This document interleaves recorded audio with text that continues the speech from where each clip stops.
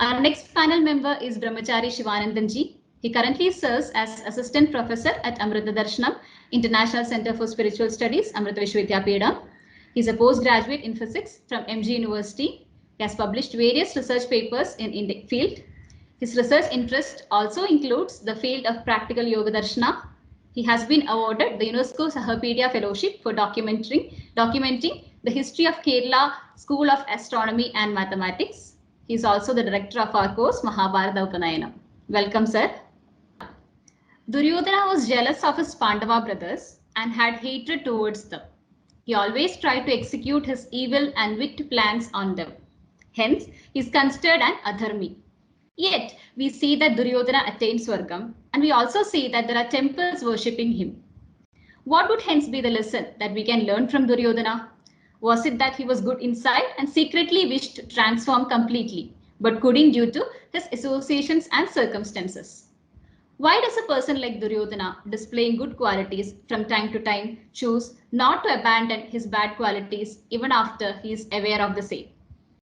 I request Brahmachari Shivanandanji to address this question.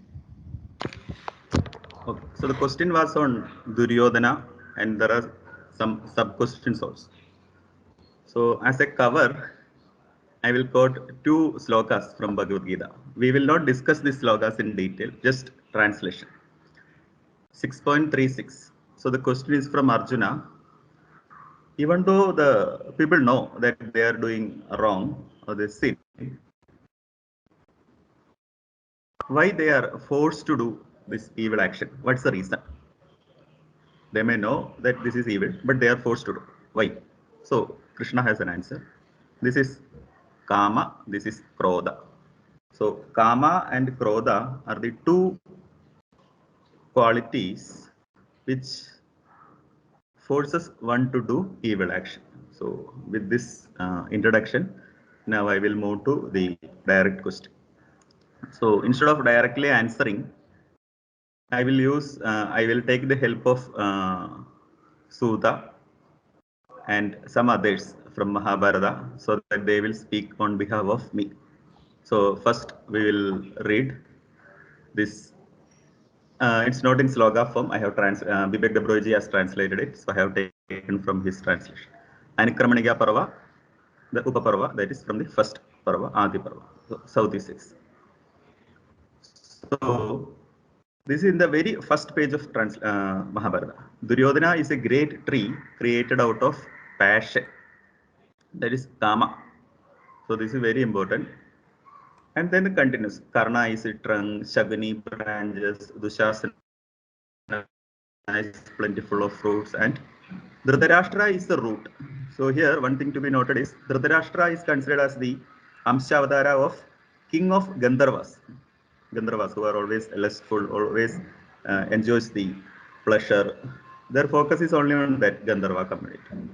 So Dhritarashtra is the root and the tree is passion, created out of passion. So this is about Duryodhana. One side of Mahabharata is represented in this quote. And then, as you can see, Yudhishthira is a great tree created out of dharma, righteousness, dharma. And see who are the roots? Krishna, Brahma, and Brahmanas are the root. So we can see as they progress through the various episodes of their life, Yudhishthira will be continuously consulting either Brahmanas like his Purohita Dhaumya or the elders like Vyasa or Krishna himself. So these are the two differences between Duryodhana and Yudhishthira, as mentioned by Saur himself in the Anukramaniya Parva, which is the first Parva of 100 Parva classification. And then moving on to Amsha Avadarana Parva. Again, this is the Upaparva, the 6th or 7th. Again comes in the Adi Parva. So this is, so here the Amsha Avadara of all the characters. They are not actually humans. They are born from either from the Rakshasa lineage or from the lineage. So I'm having list here. So again, quote, the evil-minded and evil-spirited King Duryodhana brought this to the useful plan was born on earth. It's not Kali, it is Kali. Kali. That part. Kali Yuga, we know the term like Kali Yuga, etc. That is Kali's Amshavadara is Duryodhana.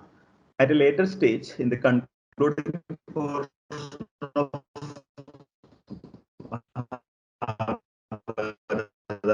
you also come to know that Shani is the Amshavadara of Dwapara, the another personification of that Yuga system.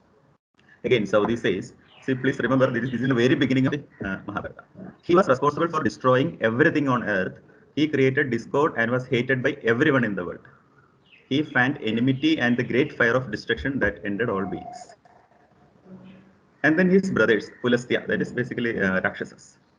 So Pulastya's sons, that is Rakshasas, were born as his brothers, Dushasana onwards, the 100 in number. The list is given in the original text. I am not quoting here. So this is another episode from Mahabharata where Saudi lists Duryodhana as the Amshavadara of Kali. Now we will go to the pre-school days of Kuru siblings. So we have Duryodhana and his brothers, Yudhishthira and his brothers. So the occasion is around immediately after Pandu's death. The cremation and all this Sraddha Kriyas has been done. There was a period of prayer, etc. After that, they started again trying to come back to their royal life. So we have around these 105 brothers, and please note this time Drona is not there. Other acharyas are there. So then they started fight during Balakridas, and Balakridas we know it's very familiar to us in our houses or maybe in our neighborhood. Kids will be fighting each other, and the next moment they will be friends again, and then we'll continue the play. So that's the nature of Balakrida. Sometimes they will fight, but the next moment they will continue their friendship and continue. However, that was not the case with Duryodhana. He was so jealous that whenever he got beaten up during the fight by Bhima, he thought, okay, I will take revenge of him, and then he thought to kill him. So this is a very important episode. During Jalakrida at Pramanagodi. Pramanagodi is a city or town in the banks of Ganga. So Duryodhana poisoned him, gave some poison, and then he lost his consciousness. And then what happened? A huge stone was tied with the body of Bhima, and then he put Bhima in the Ganga. And then the play continued, and then Duryodhana told a lie that Bhima has gone to the palace earlier itself, so that we can all go. He will be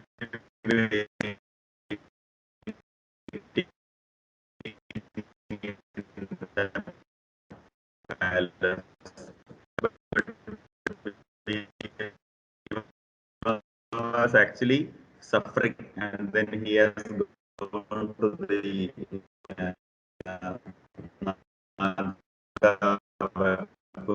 world, and then he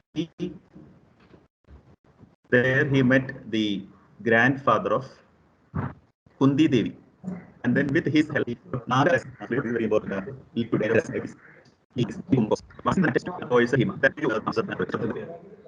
Nashia Shivananji, there is an audio clarity issue. We can't.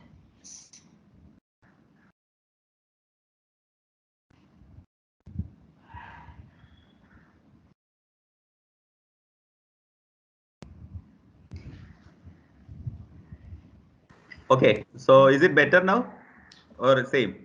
I think so, but once you start only, we'll get to know. Okay. Okay, so then we were in the Jalakrida occasion. So I hope you heard that Jalakrida. I shifted changed the network. I hope it will be better now. Okay. So the second attempt, again, Duryodhana tries to poison him with the Kalaguda. So here Yusu informs Bhima, but then he drinks it because he is very much confident that no poison will affect him. So probably the Naga vaccine which he took when he was in the Naga land, that land of snakes, may have helped him. So this was two poisoning attempt from Duryodhana to Bhima during their preschool days. By this time, Bhishmacharya appointed first Kripacharya and then Dronacharya as their acharyas, that is martial trainers, and then they started their learning. And please remember, this time Karna was also a member of the Duryodhana gang. He was also actively participating in all these games, the Balakridas, and then the poisoning attempts, not once, twice. Now, we'll take a fast forward to the last episodes, one of the last episodes in Duryodhana's life. So this is from Shalya Parva, chapter 66. So in another few hours, Duryodhana will die. So Duryodhana says this to Sanjaya when Sanjaya visited him on his deathbed. As we know, Duryodhana also waited for his death for a couple of hours. The thigh is broken, the blood was oozing out from that, and then he had to wait a couple of hours.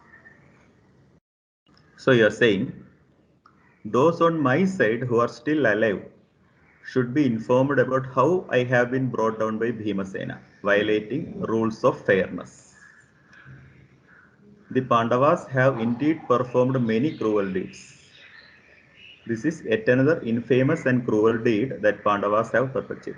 On this account, it is my view that they will be reprimanded by virtuous ones. And then he says, there was a question on dharma. My mother, my father, and I are not ignorant about dharma of the Kshatriyas. So this is very important. So as per Duryodhana, he is aware about his Kshatriya dharma. And Sanjaya, he say, this is his address to Sanjaya. And also he continues, when my enemies were alive, I placed my feet on their heads.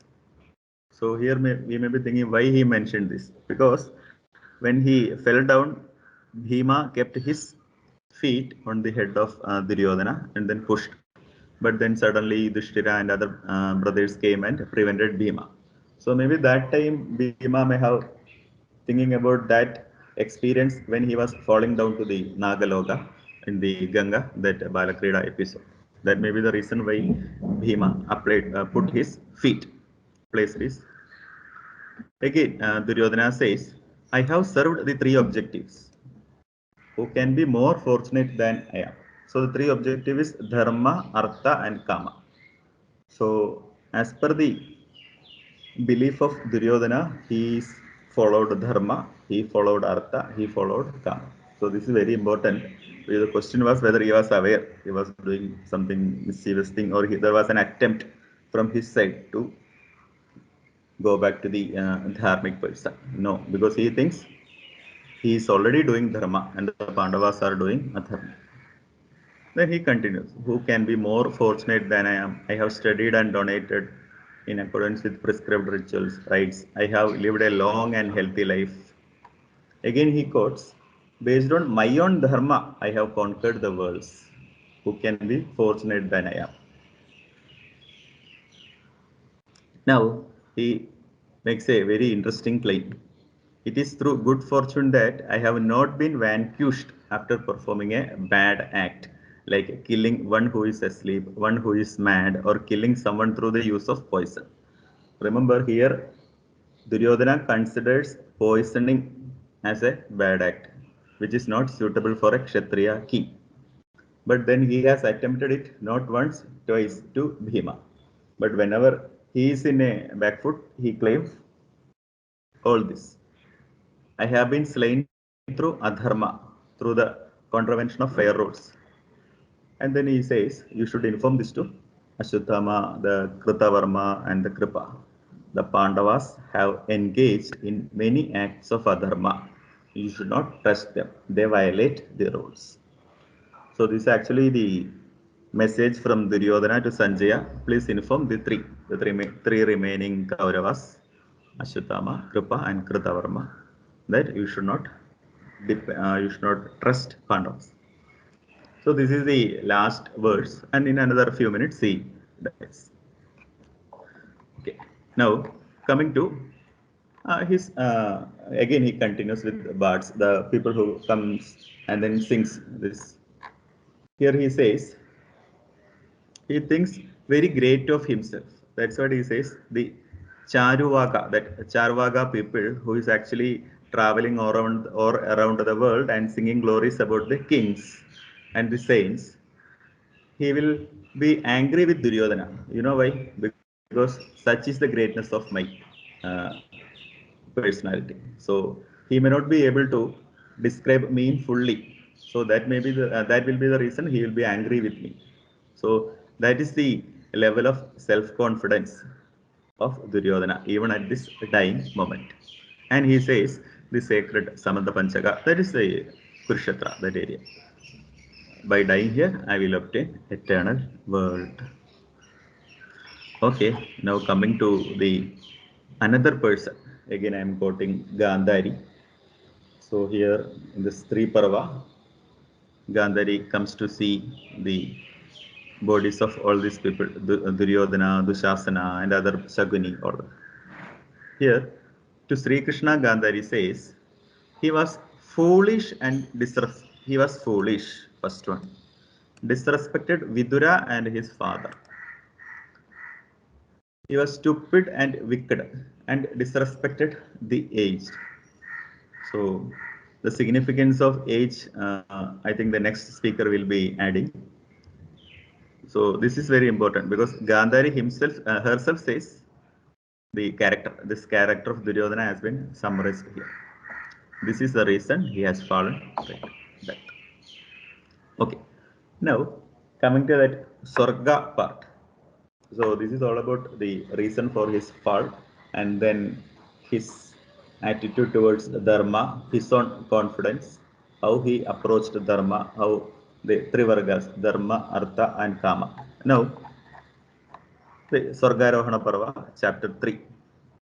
Yudhishthira is not happy after seeing Duryodhana in the Swarga. So here one important thing to note is Yudhishthira is that only person in this category who has gone to Swarga with a body. So he has a human body. So here Indra says, O king, you have obtained eternal worlds. You should not have any anger. But the anger comes because he is having that human body. Later, he removes that human body after taking a bath in Agashaganga. That's not part of this extract here. Indra says, there are accumulations of good and bad deeds. A person who enjoys the good deeds earlier goes to hell later. So there is an indication that Duryodhana may be in Swarga now, but very soon he will be going to hell. That's the indication. A person who has committed many wicked deeds may enjoy heaven first. O king, it is with you. The king is Yudhishthira. It is with your benefit in mind that I have sent you there first. So the reference is Yudhishthira was forced to visit hell. Why? In connection with his son, you deceived Drona through a falsehood.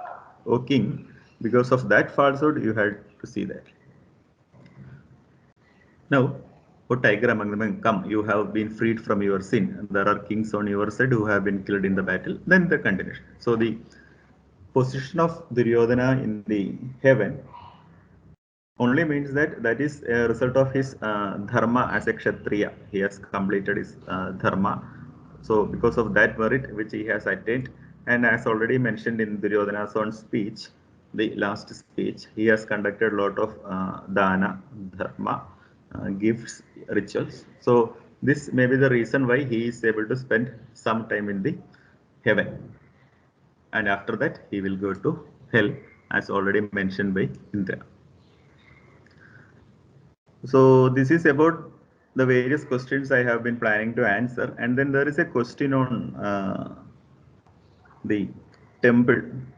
Why Duryodhana is being worshipped as a hero or a divine being in some temple in Kerala. So there are multiple ways to answer it.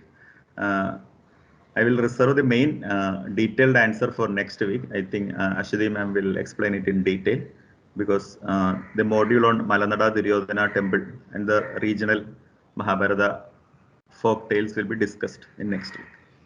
However, today I want to only mention that this is from the perspective of a sadhaka, somebody who read Mahabharata for their own betterment. In the beginning itself, the Rishi, the Vedavyasa wants us that Mahabharata has to be read with Sadbhavana. So from Duryodhana's story, there is a lesson for us. So only to take that lesson. It doesn't make Duryodhana a Punyatma, but it's only for the benefit of the sadhaka. We are worshipping or we are acknowledging certain aspect of Duryodhana. So that may be the reason why the temple existed. And also from another point of view, the Duryodhana worshipped in this Malanara temple is not the Duryodhana of Vedavyasa. That is the Duryodhana of that particular village. So their belief system may be different. Anyway, we will continue a detailed discussion on this Malanara Duryodhana temple in our next week. So if you have any sub questions now, you can post here. Otherwise, thank you.